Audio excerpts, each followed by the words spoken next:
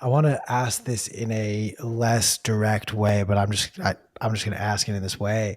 Do you believe that the tagline of inflation is transitory was thought of because the Fed believed they would have to instigate a recession, or has that just now become sort of the default route in which they have to go about pushing forward transitory inflation?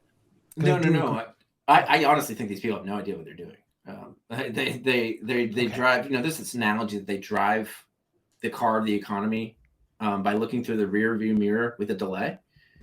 Um, and I think it's so prescient because they don't have the information about what's happening now. They don't have the information about what will happen. All they can do is like what did happen and then react to it. And you know, I think that there is a disease of like modern monetary theory people in our in our coffers of like the Federal Reserve and of the government itself that are saying, yeah, I know we have a lot of problems. We have all this debt. We have all these unfunded liabilities. Don't worry about any of that. We can kind of just print all this money and it'll be fine. And then COVID comes along, and governments are like, oh, we have to, the Federal Reserve is now fights, climates, and it fights, trans rights, and it fights diseases too. So let's fight this with, money or whatever. And it probably won't cause any, I don't know. Like, I think I was kind of half joking when I said that. I think that transitory argument was really like,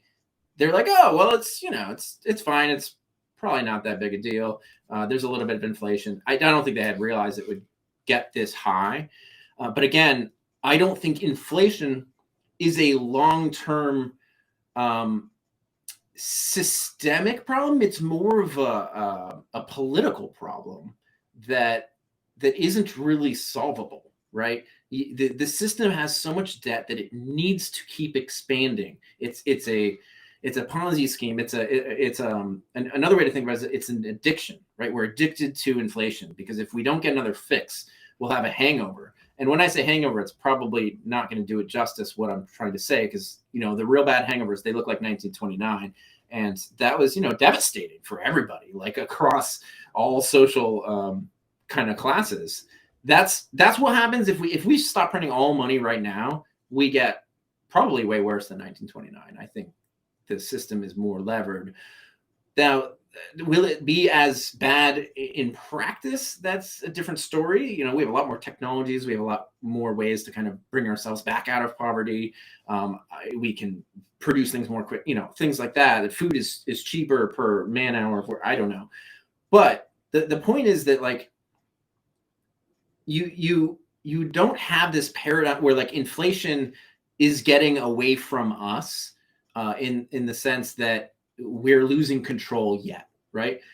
And in fact, QE itself doesn't cause inflation. It does other things. It does disrupt markets. It's not a great thing. I don't think that. But just what really causes real inflation is fiscal deficits, us spending money. So I think if you are worried about real inflation, if you're worried about continuing 8% numbers or possibly going higher, what you should be looking at is what we're spending money on, right? Looking at tax receipts, the balance sheets, and if you see programs come out like UBI and regular, not just single one-off of these stimmy checks, things like that, that's when inflation could actually get out of control. But again, remember that there's that deflationary vector of A, technology, and B, the debt that's trying to liquidate itself. The debt, if you do nothing, the debt rolls over. I mean, it ends, and that destroys money, and that's deflationary too. So you have to take all these things into account. And again, I don't know what's going to happen, but I think the Fed pivots, they start printing more money, and assets go back to the moon. So, But at a certain point, that charade has to fail, no? Like I buy this narrative that what's failure? like the ultimate collapse of the US dollar. Collapse. What does that look like? People use these words all the time, and I don't think. I would say it is no longer accepted by foreign countries.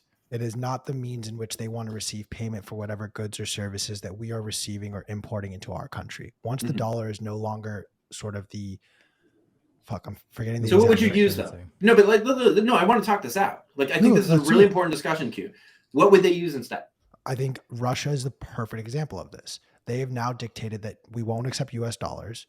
Pay us in rubles, you can pay us in yuan, you can pay us in Bitcoin for our oil. And now the ruble is at a 5-year high. So Russia, the country that everyone wants to be like and wants to. I'm just pointing out that there is precedent for a country to come out and say we no longer want dollar and their own currency being strengthened by it. But that's because there's very extraneous factors going on there. Yeah. And again, I'm not saying that people won't de-dollarize or aren't already doing that in some ways, but I think to understand this reserve currency thing is really important. And I kind of touched on it earlier. And like, let's all talk about it, because like, this is a discussion I think a lot of Bitcoiners are having, and I don't think they understand the monetary economics of it.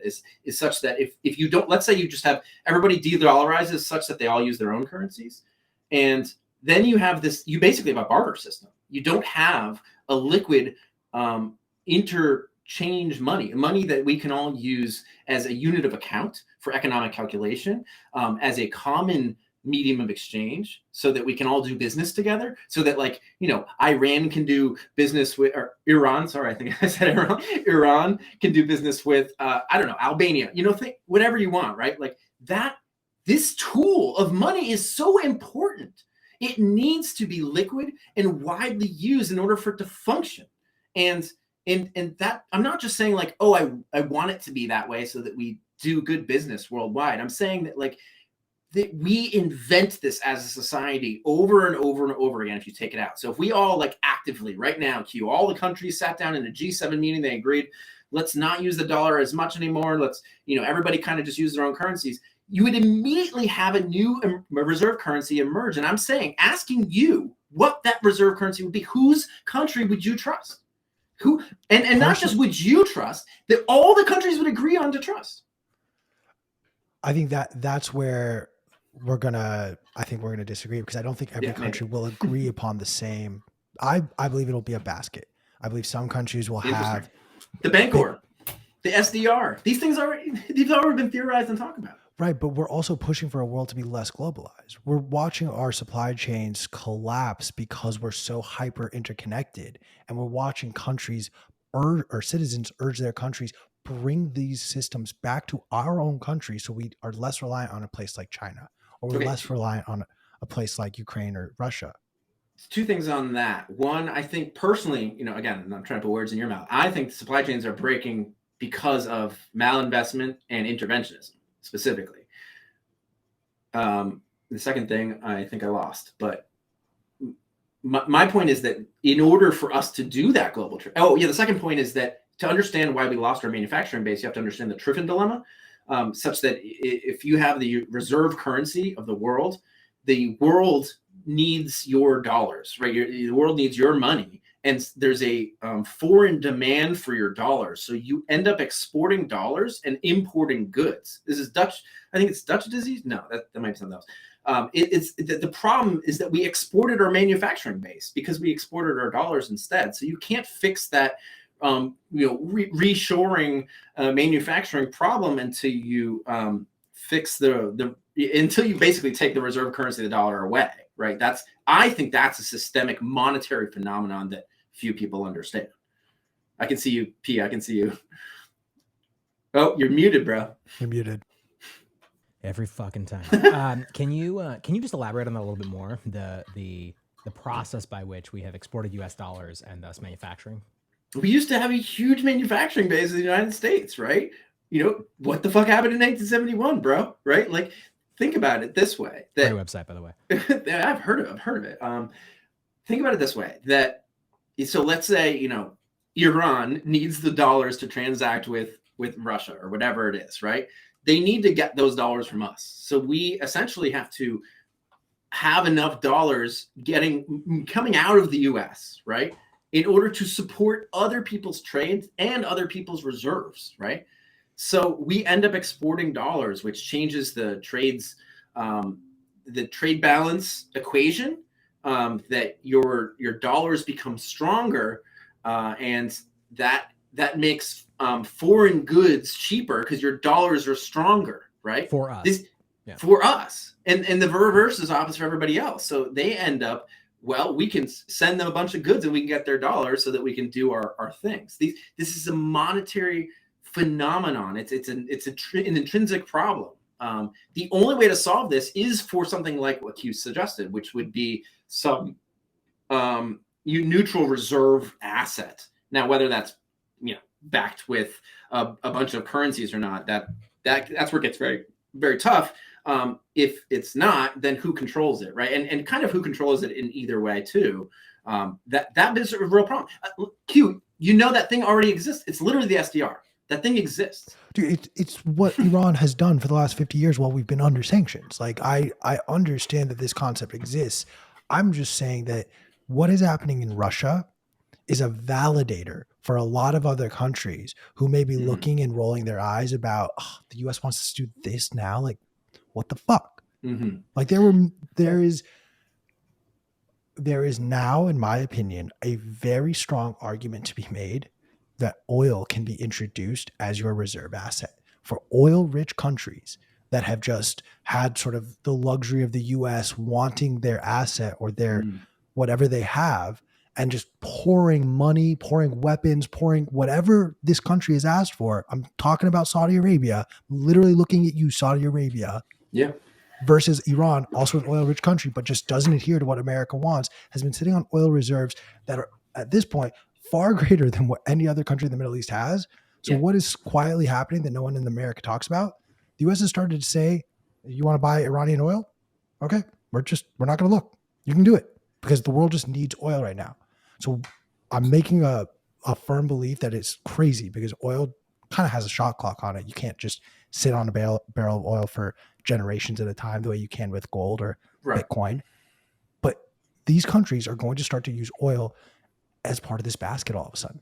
And I think the nail in the coffin will be, in my opinion, tying the price of oil to a set dollar amount. Because at that point, then none of these oil countries have the incentive to price their oil on the petrodollar system. You can now reprice oil against some other currency. You could just price it in your own currency at that point. Let me remember to agree with you before I disagree with you, because I've been yelling at you too much. The part where I agree with you, yell at me all you want. To be clear, listen, I think this whole, Russia accepting Bitcoin and acknowledging that the Federal Reserve turned their money off thing is absolutely, yes, it is maybe even the mark of an epochal change. What I'm saying is these epochal changes take decades, right? To change the reserve currency, even to, whatever you want, even if it's the best thing, right? And everybody agrees, it still takes a long time because liquidity is just this economic inertia. You can't flip a switch. On the thing about tying oil to gold, that's a price control. Q. If you tie the price of $1 to oil in any way, you're controlling price. It's a terrible idea. Oil is a terrible money. Its supply fluctuates constantly, and we use it as a consumption good. I think that would be an awful idea.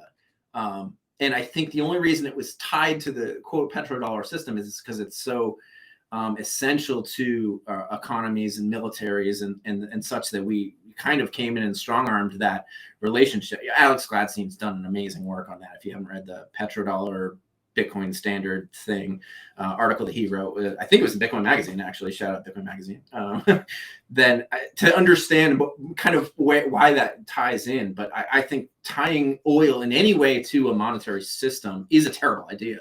And we have the evidence for it because we already did it.